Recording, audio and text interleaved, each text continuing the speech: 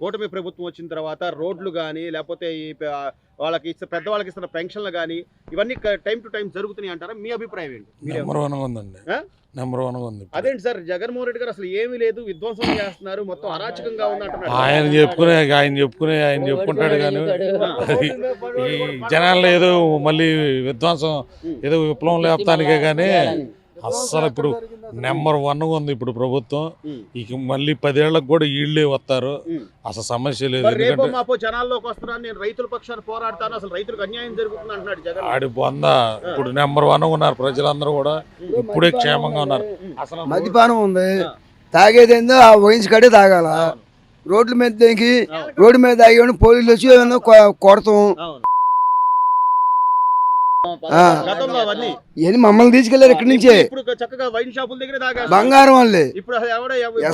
ఎవడు ఒక్కళ్ళు కూడా నిజంగా మనం దానికి ట్యాక్స్ కట్టి మనం దాని మీద కొనుక్కుంటున్నప్పుడు ఆ హక్కు మనకు ఉంటది కదా. అవును, మరి దేనికి మీరు రోడ్డు మీద దాగుతుంది, దేనికి తెలియని కూడా తెలియపరుస్తుంది అనమాట. కొత్త ప్రభుత్వానికి కొంత టైం ఇవ్వాలంటారు సార్, అంటే చేసే పనులన్నీ ఇచ్చిన హామీలన్నీ నెరవేర్చాలి. ఒక్కసారి అవ్వాలంటే అవుగా ఏనా కొంత టైం ఉంటది. అన్ని ఇప్పుడు రోడ్లు నెంబర్ 1 ఉన్న ఇప్పుడే వేసుకొస్తున్నారు.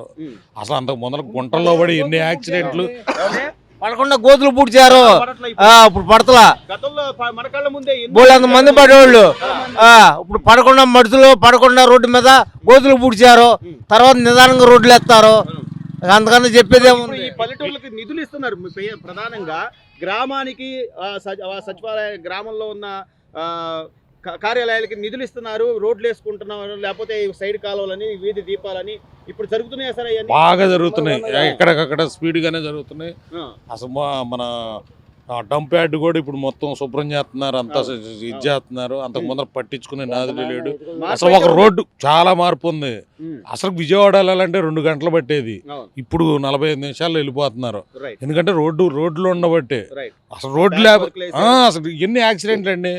అసలు వెళ్ళే దారిలో విజయవాడ వెళ్తే విజయవాడ వెళ్ళే లోపల 2 యాక్సిడెంట్లు చూసేవాళ్ళం. సార్ అలాగే సార్, గతంలో ఇసుక మనకు క్వారీ పక్కనే ఉన్నా కూడా కనీసం ఇసుక తెచ్చుకోవడానికి ఇబ్బంది పడేవాళ్ళు. ఈ రోజున ఇసుక ఉచితంగా తెచ్చుకుంటున్నారు. ఎవరి కాళ్ళు ఎడ్ల బండి ఉన్నా లేకపోతే ట్రాక్టర్ ఉన్నా తెచ్చుకొని పనులు జరుగుతున్నాయి. ప్రధానంగా ఈ భవన నిర్మాణ కార్మికులకు పని దొరుకుతుంది. ఇది మంచిది కదా సార్. పని ఇప్పుడు ప్రతి ఒక్కళ్ళు పని చేసుకుంటున్నారండి.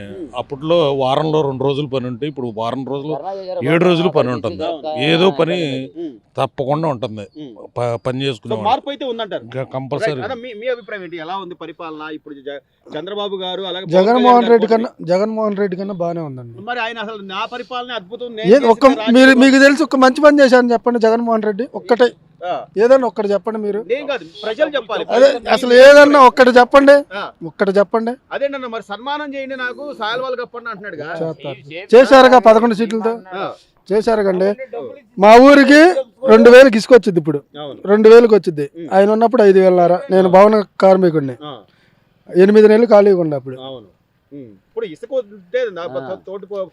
ఒక్క ఇసుక మూలంగా 20 చేతి పని వాళ్ళు బతకొచ్చు. 20 మంది 20 రకాలుగా, ఇప్పుడు 20 రకాలుగా. సో ఇంత తెలిసి కూడా ఆయన హయాంలో ఇంత జరిగిందని తెలిసి కూడా ఇంకా చంద్రబాబు పరిపాలన బాగాలేదు, విధ్వంసం జరుగుతుంది, అసలు అల్లకల్లోలంగా అనాలకండి. ఏదో ఒకటి జల్లాలుగా ఖాళీగా ఉన్నప్పుడు. వాస్తవాలు కూడా ఉండాలి కదా. అదే చూస్తున్నారుగా, ప్రతి ఊరికి వెళ్ళి అడగండి. ఇప్పుడు మనం వరి వేస్తున్నాం, 6 నెలలకి 3 నెలలకు వచ్చింది. ఇది కూడా అంతే, వచ్చి 3 నెలలు అవుతుంది. గ్యాస్ బండ ఇచ్చేసాడు, ఇసుక వదిలాడు, ఇంకెన్ని వదులుతాడు, నిదానంగా వదులుతాడు. ఒకటి వదులుతా ఉంటాడు. మరి ఎన్ని కళ్ళ ముందు కనపడుతున్నా కూడా ఇంకా ఏదో బుర్ర జల్లుతా ఉంటుంది, ఇంకా జనాలు నమ్ముతారంటావా? ఆయనకి ఓటేస్తే ఆడు మనిషి కాదు, ఇక అన్నం తిన్నట్టే. ఆయనకి ఓటేస్తే ఎవరైనా సరే, చదువుకున్న వాళ్ళు ఎవరైనా సరే, మళ్ళీ జగన్మోహన్ రెడ్డి అనే పదం రాదంటావు. రాదు. జనాల్లోకి వస్తున్నాను, నేను జనాల తరపున పోరాడతాను అంటున్నాడు.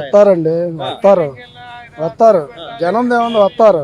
వేయొద్దు ఓటు వేయాలిగా, ఓట్లు వేయాలిగా, వస్తారు. కథల్లో ఆయనకి అసలు ఆయన మీటింగ్ ప్రతి మీటింగ్ మాకు మనిషికి 200 ఇస్తే మేము వస్తాం ఆడికి, బలవంతంగా వస్తాం. ఓటేయద్దు. అది ఇప్పుడు మేము 10 మంది ఖాళీగానే ఉన్నాం.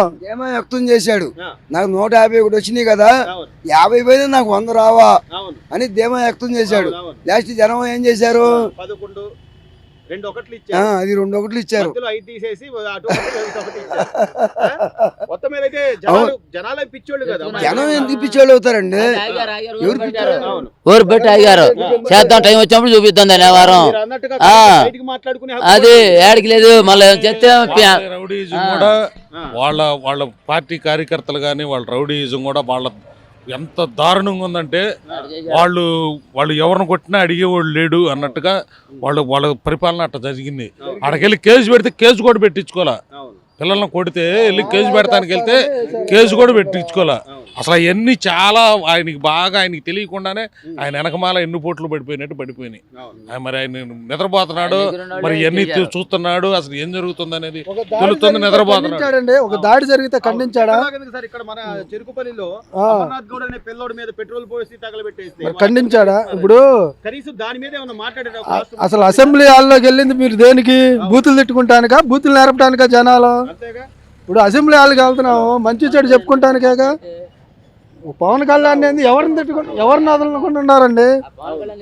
ఎవరిని వదలకుండా ఉన్నారు? తెలుగుదేశం వాళ్ళు కానీ జనసేన వాళ్ళు కానీ అసలు ఎవరిని వదలకుండా ఉన్నారు? వాళ్ళు ఎవరిని వదలకుండా ఉన్నారు? అందరిని తిట్టారుగా. తిడితే అట్లా తిట్టకూడదు, ఇది మంచి పద్ధతి కాదని చెప్పాడా? ఒక మాట స్టేట్మెంట్ ఇచ్చాడా? ఒక ముఖ్యమంత్రిగా ఉండి ఏమన్నా చేశాడు? అసలు జనాలు తెలుసుకునే ఓట్లేసారంటారు. అవును, కేవలం అంతే తెలుసుకొని ఓట్లేసింది వీళ్ళకి, కూటమికి.